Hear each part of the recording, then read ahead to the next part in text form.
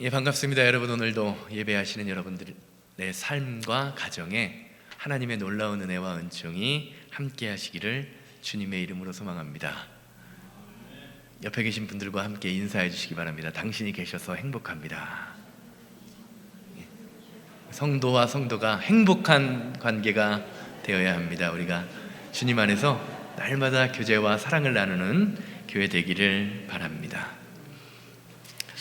한국에 기독교가 전파된 것, 처음 복음이 들어온 것이요 1885년입니다.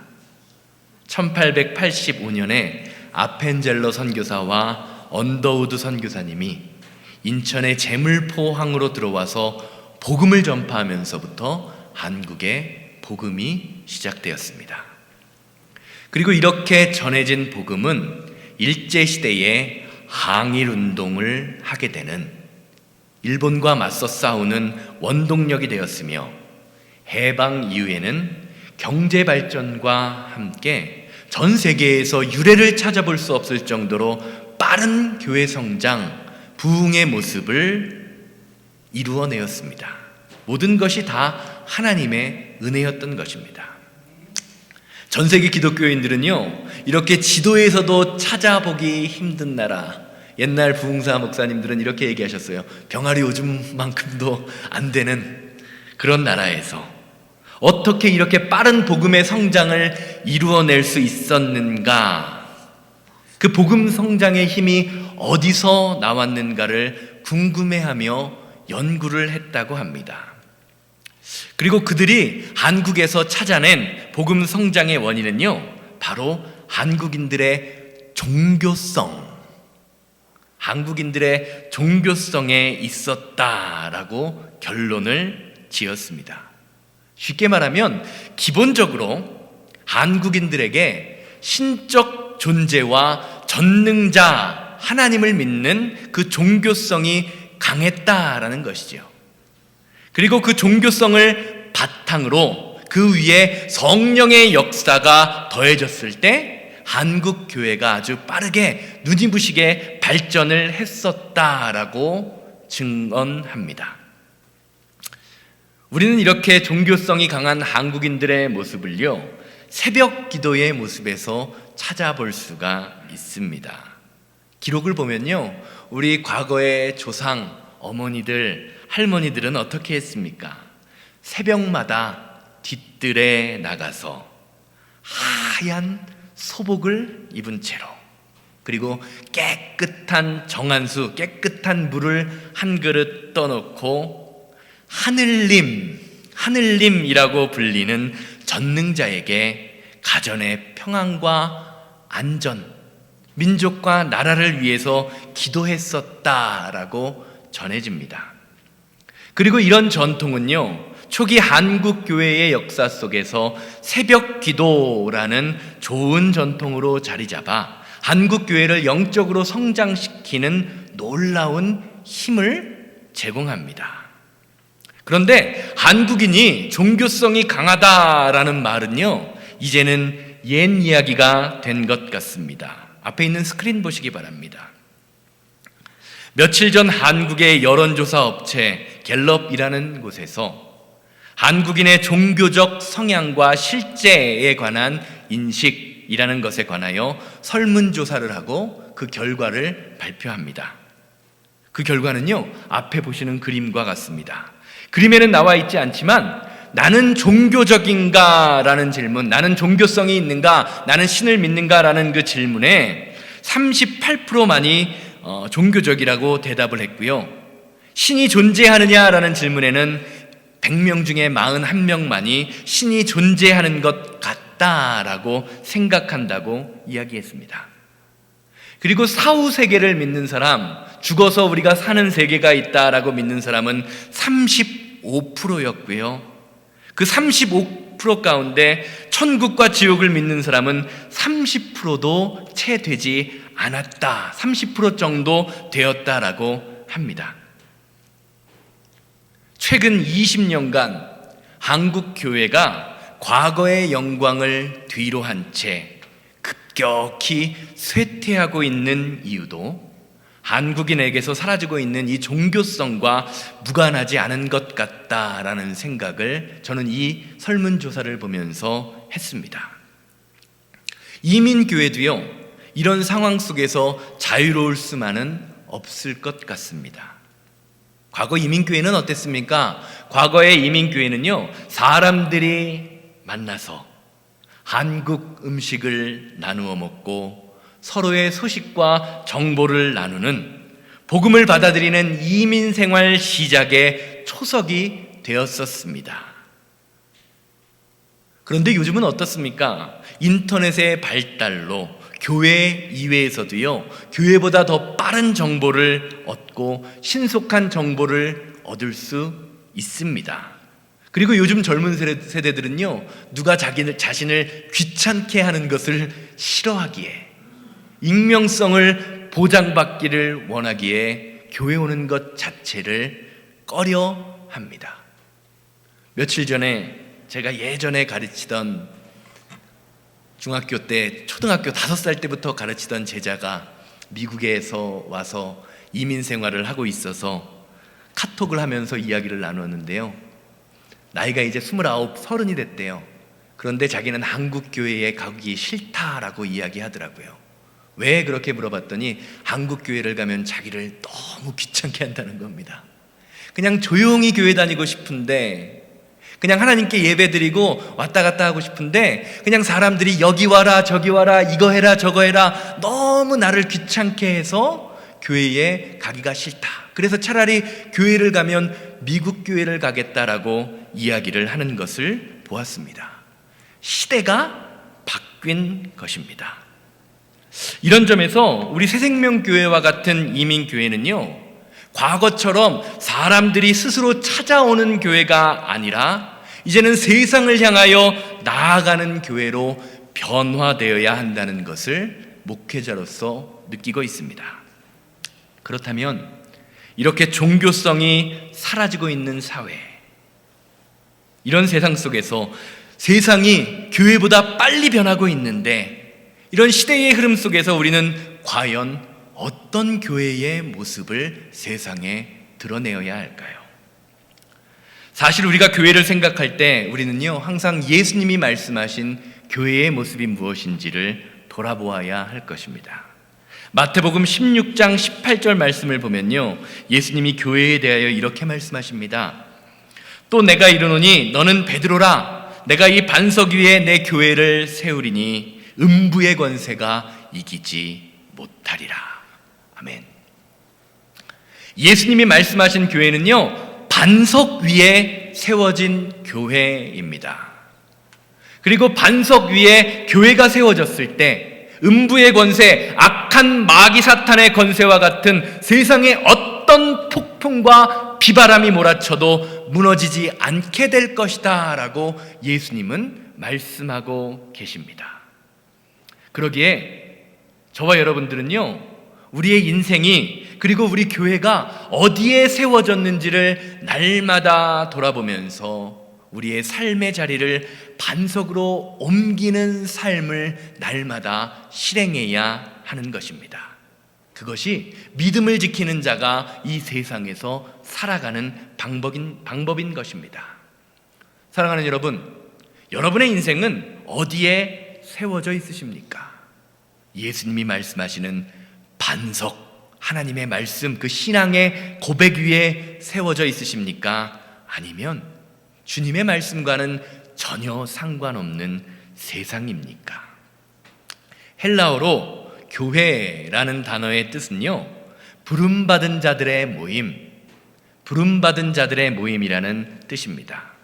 쉽게 말하면 저와 여러분들이 이 자리에 모여서 함께 모여 예배하는 것, 그것이 우리의 뜻, 우리의 생각이 아니라 하나님의 부르심이 있었기에 가능했다라는 것입니다. 그러면 하나님의 부름받은 자의 모임인 우리 새생명교회는 과연 어떤 교회가 되어야 할까요? 저는 오늘 본문 말씀인 사도행전 2장 말씀, 예수님의 부활을 경험하고 성령을 체험한 예루살렘 교회, 그 초대교회의 모습을 살펴보면서 교회와 성도님들이 이루어갈 교회의 모습에 대하여 한번 이야기를 나누고자 합니다. 강원도 원주에 가면요, 삼천감리교회라는 교회가 있습니다. 삼천감리교회. 원주에 있는데 왜 삼천이라는 이름을 지었을까요?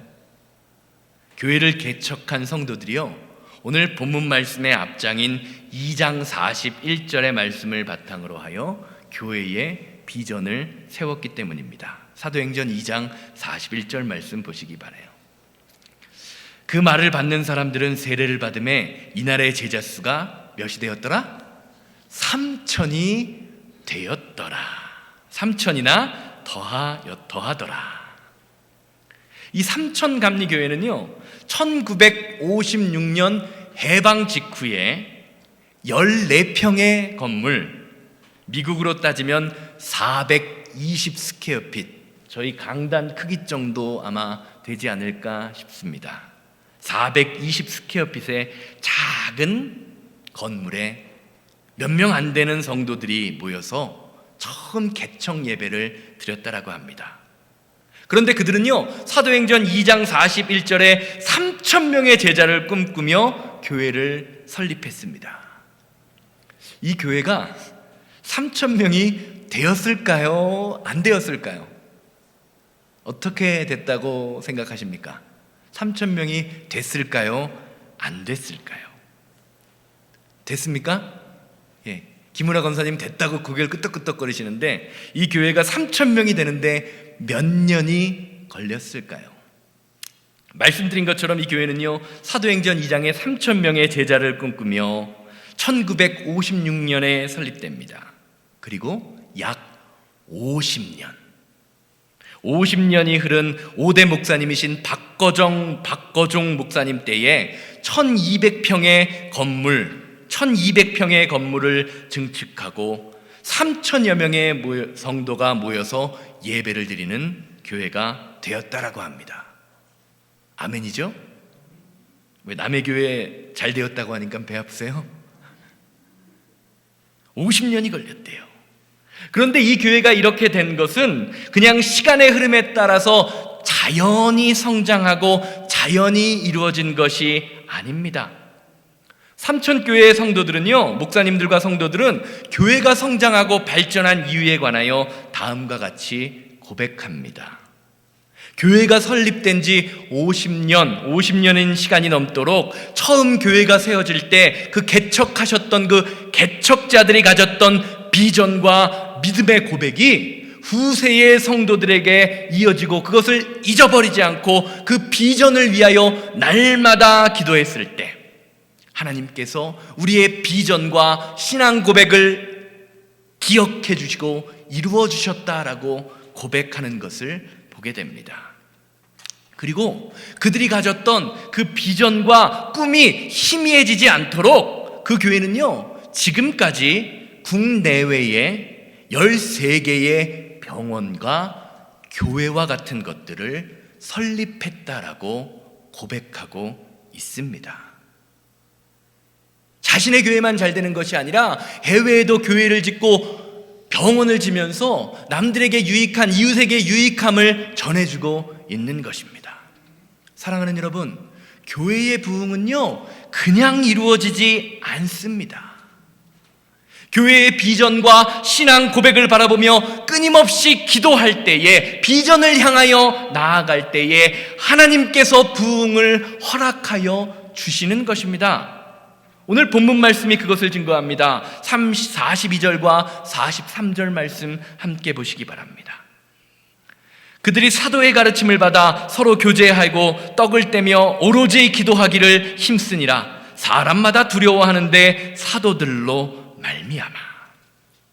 오늘 말씀은요, 예수 그리스도의 부활을 경험한 성도들을 통하여 초대교회 예루살렘 교회의 기사와 표적이 아주 많이 일어났다라고 증거합니다. 사랑하는 여러분, 교회는요, 성령님이 함께 하심으로 기사와 표적이 일어나는 것입니다. 믿으십니까? 그렇다면 과연 성경이 말하는 기사와 표적이란 무엇일까요? 성경을 보면요, 예수님의 부활을 경험한 초대교회는요, 사도들이 복음을 전할 때마다, 그리고 그들이 머리에 손을 얹고 안수하며 기도할 때마다 놀라운 하나님의 역사와 능력이 일어나는 것을 보게 됩니다.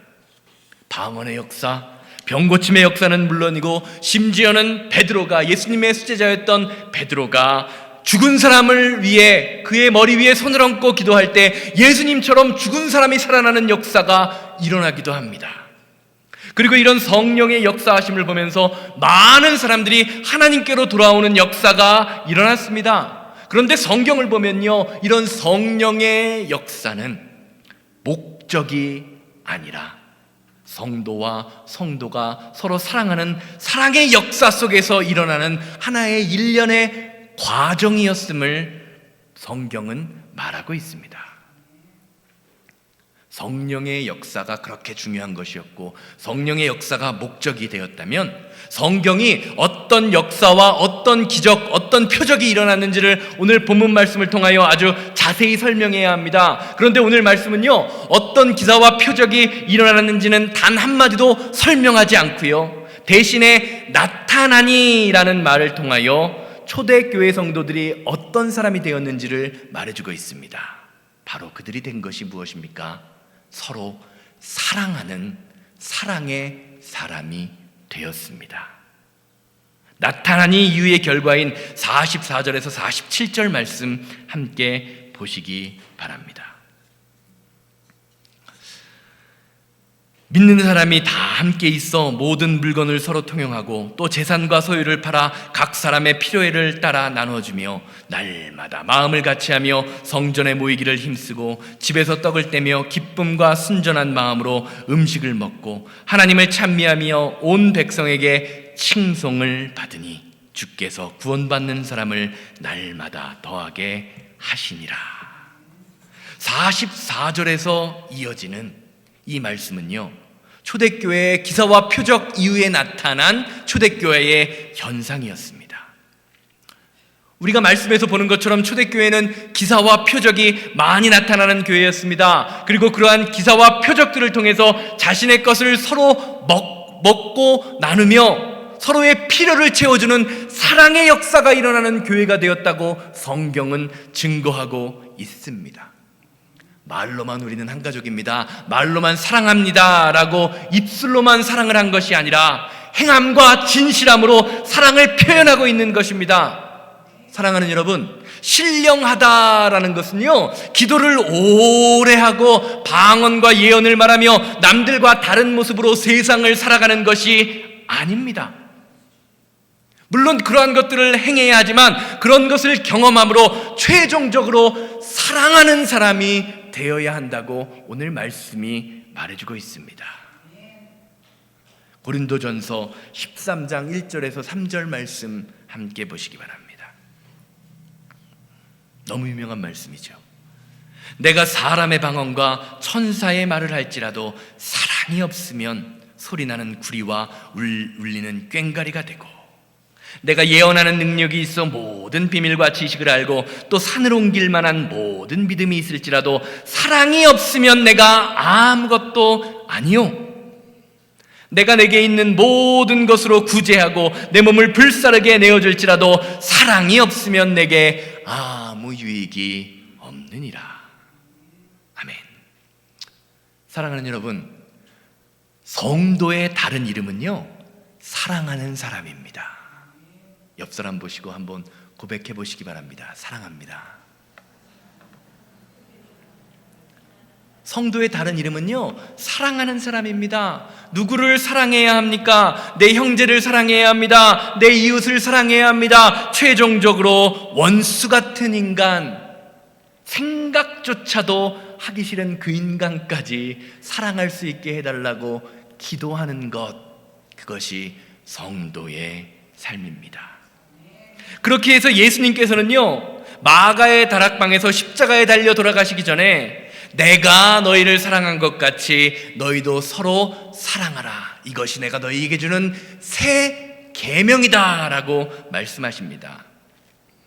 사랑이 중요하지 않았으면요, 기사와 표적, 하나님의 능력을 나타내는 것이 중요했으면요, 내가 너희를 사랑하라 라는 말 대신에 내가 이렇게 많이 기도했으니 너희도 많이 이렇게 기도해라, 내가 이렇게 사람을 고쳐주고 죽은 자를 살렸으니 너희도 사람을 고치고 죽은 자를 살려라, 많은 기사와 표적을 나타내라 라고 말하셨을 것입니다.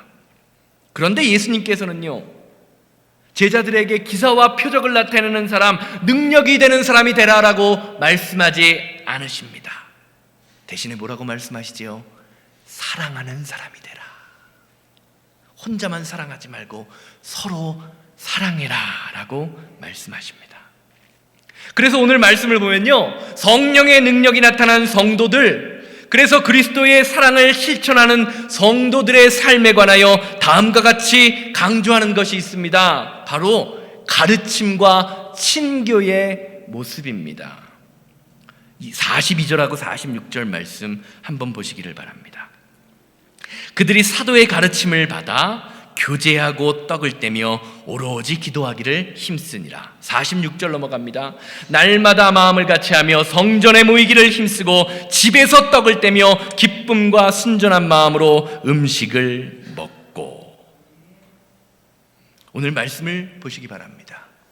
초대교회가 기사와 표적이 일어나는 교회, 그리고 사랑의 실천이 되는 그런 사랑이 날마다 드러나는 교회라는 것을 설명하면서 그런 교회가 되기 이전에, 그리고 그런 교회가 된 이후에, 이전의 모습이 42절의 말씀이죠. 그리고 이후의 말씀이 47절의 말씀이죠. 이전과 이후에 가르침과 교회 안에서, 그리고 각 가정, 성도님들의 각 가정에서 가르침과 친교의 모습이 활발히 일어나고 있음을 성경은 증거하고 있습니다. 이만큼 교회 안에서 말씀을 가르치는 것과 친교의 모습이 중요하다라는 것이죠.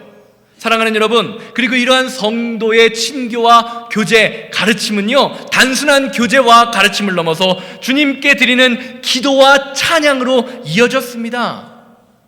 사랑하는 여러분, 성도의 친함, 성도가 서로 친하다라는 것은요, 인간적으로 친한 것을 말하는 것이 아닙니다.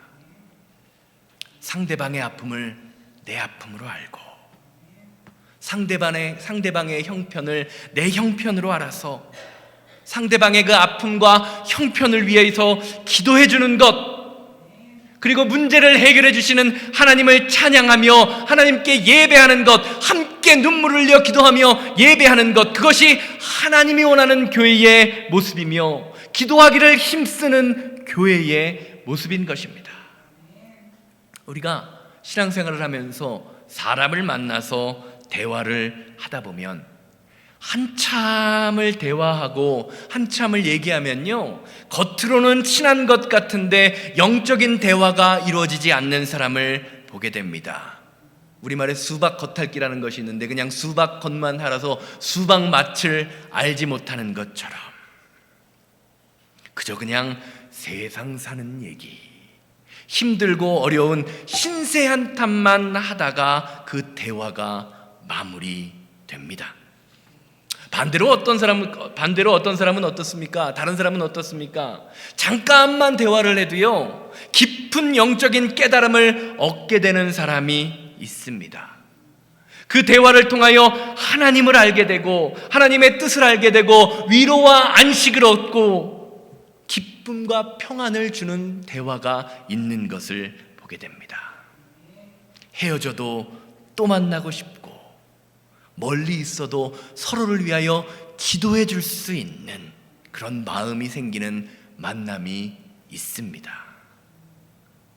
사랑하는 여러분, 헤어져도 또 만나고 싶고 멀리 있어도 위로와 평안과 안식이 되는 형제, 이웃, 그것이 오늘 본문 말씀 사도행전 2장에서 나타나는 예루살렘 교회에서 일어났던 친교의 역사입니다. 믿음의 역사라는 거죠.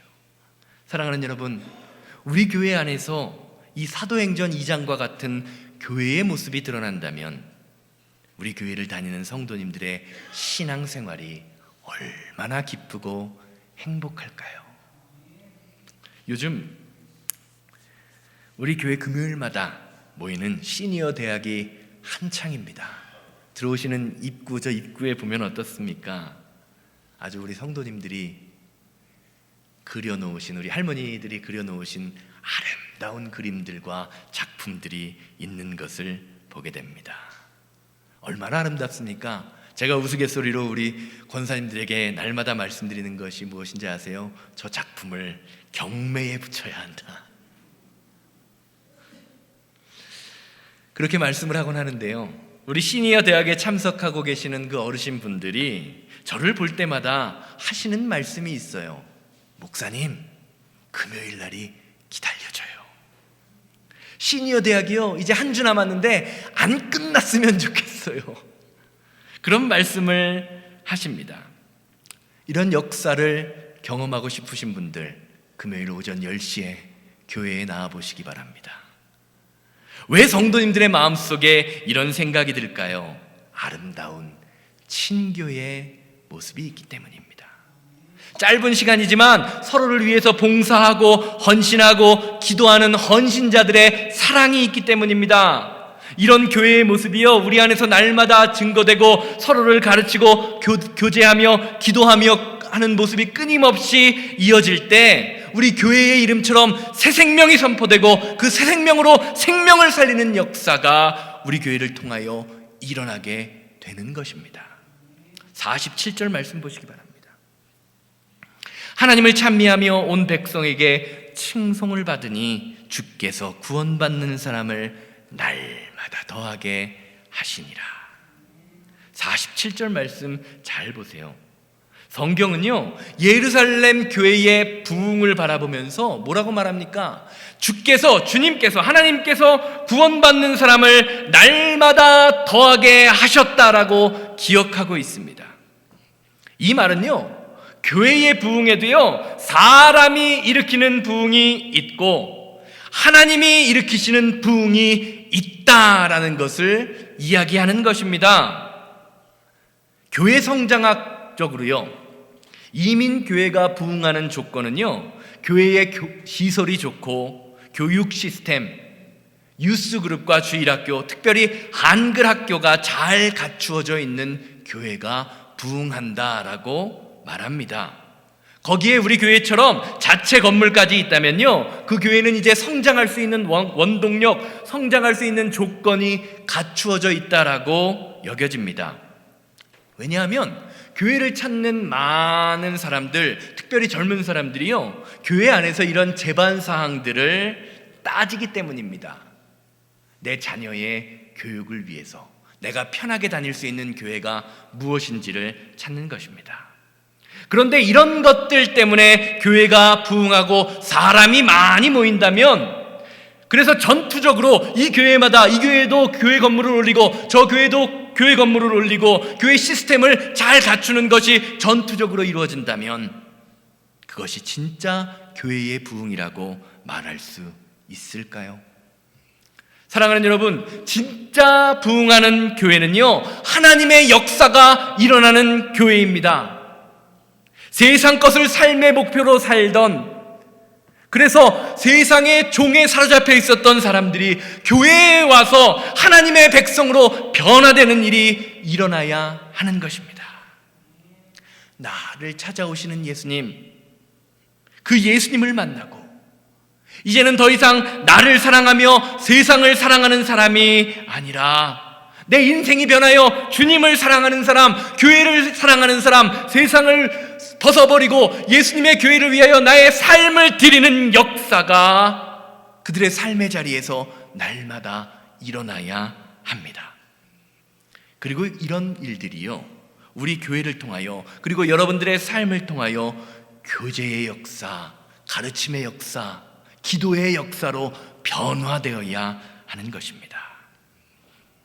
그래서 우리 교회 안에요, 이런 소문이, 우리 교회 안 밖으로 이런 소문이 나야 돼요. 새생명교회에 가면 인생이 변하더라. 새생명교회에 가면 상처가 회복되더라. 새생명교회에 가면 은혜가 풍성하더라라는 그 믿음의 고백이 저와 여러분들의 입술을 통하여 선포되어야 하는 것입니다. 한번 따라해 보시기 바랍니다. 새생명교회에 가면 인생이 변해. 새생명교회에 가면 상처가 회복돼. 새생명교회에 가면 은혜가 풍성하더라니까. 이런 고백이요, 저와 여러분들의 삶에서 날마다 선포되어야 하는 것입니다. 이것이 하나님께서 구원받는 사람을 날마다 더하게 하는 역사입니다. 그리고 우리가 꿈꿔야 하는 교회의 모습입니다. 저와 여러분들이 섬김과 나눔으로 움직이기 시작할 때 하나님께서 우리를 통하여 역사하십니다. 옆 사람을 보면서 이렇게 고백하시기 바랍니다. 이런 교회가 되게 하소서. 이런 교회가 되게 하소서. 아멘. 결론적으로 말씀드리겠습니다. 제가 우리 새생명교회에 부임한 지 벌써 20개월, 시간 참 빠르죠? 20개월이 거의 다 되어 갑니다. 제가 새벽마다, 아침마다 나와서 기도하는 기도 제목이 있는데요, 아무에게도 말씀을 드리지 않았던 기도 제목인데, 제가 우리 교회에 부임하고서 아침마다 기도할 때마다 드리는 기도 제목이 있습니다.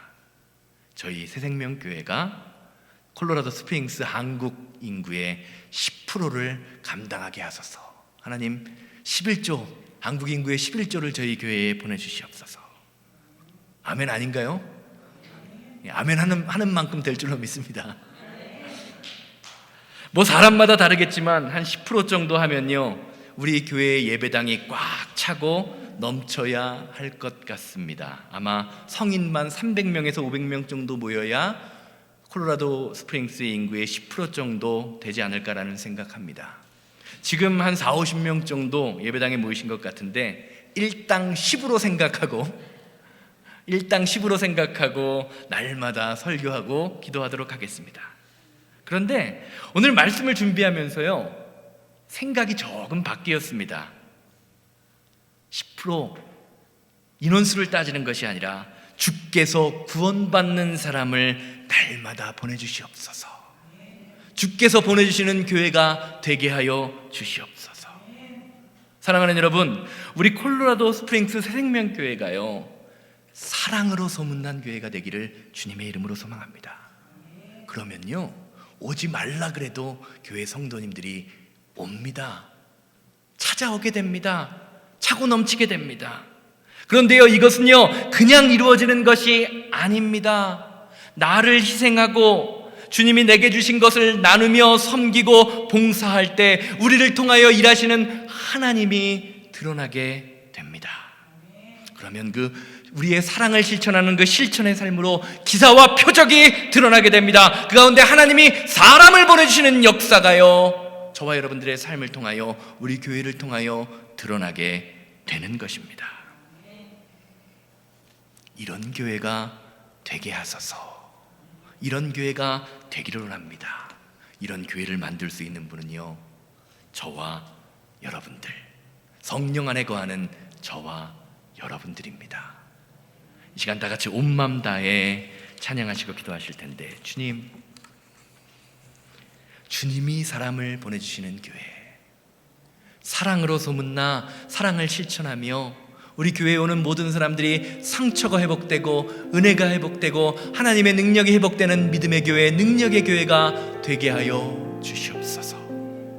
그 사랑을 통하여 예수님이 증거되고 예수님의 능력을 통하여 기사와 능력이 날마다 선포되는 믿음의 교회 되게 하여 주시옵소서. 다 같이 온 마음 다해 부르고 기도합니다.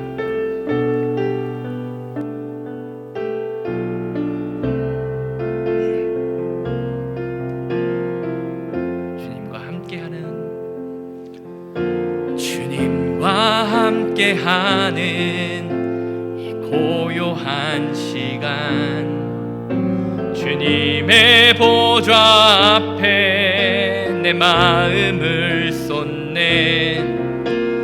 모든 것 아시는 주님께 감출 것 없네.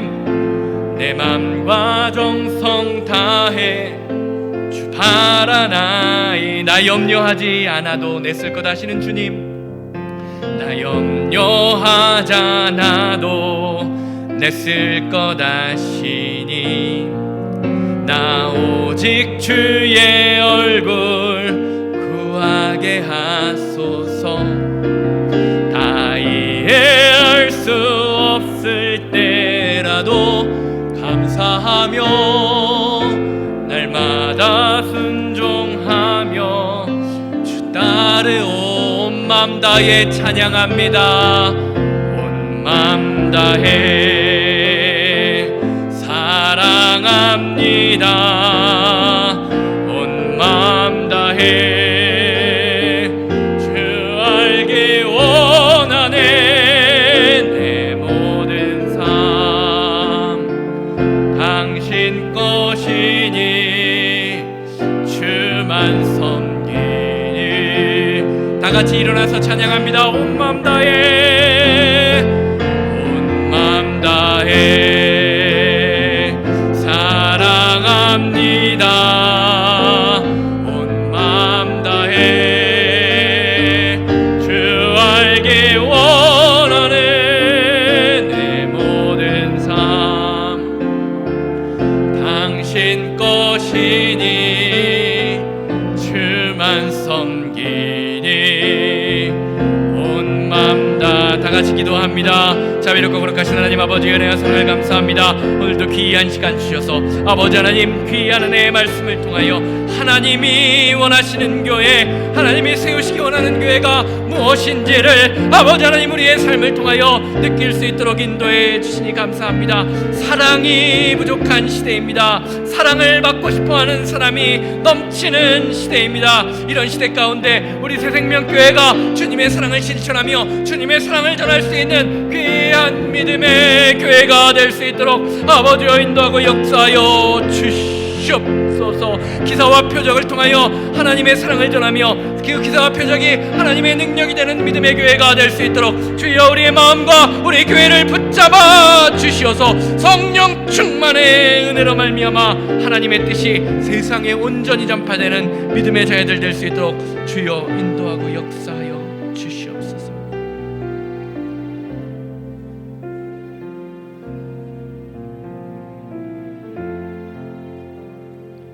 주님, 하나님이 주시는 부흥을 경험하는 교회가 되기를 원합니다.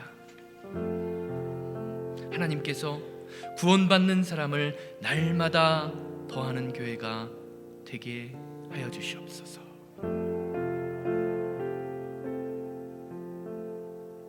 삶의 자리에서 교회의 모든 구석구석에서 그리스도의 사랑을 실천하고 전하며 우리의 사랑을 전할 때 새생명교회에 가면 인생이 변한다더라, 새생명교회에 가면 상처가 회복된다더라, 새생명교회에 가면 은혜가 풍성한 믿음을 경험할 수 있다더라라는 소문나는 교회 되게 하여 주시고 그 소문을 통하여 주님이 영광 받으시는 놀라운 능력의 역사가 우리 교회를 통하여 드러나게 하여 주시옵소서. 이제는 우리 주 예수 그리스도의 은혜와 아버지 하나님의 거룩하심과 성령님의 감화감동 역사하심이 예배를 마치고 삶의 자리로 돌아가 주님께서 우리의 주신 것을 섬기고 나누고 봉사하며 기사와 표적을 드러내는 귀한 믿음의 성도들의 삶과 가정과 사업장 만나는 모든 사람들 위해 이제로부터 영원토록 함께 있을지어다. 아멘.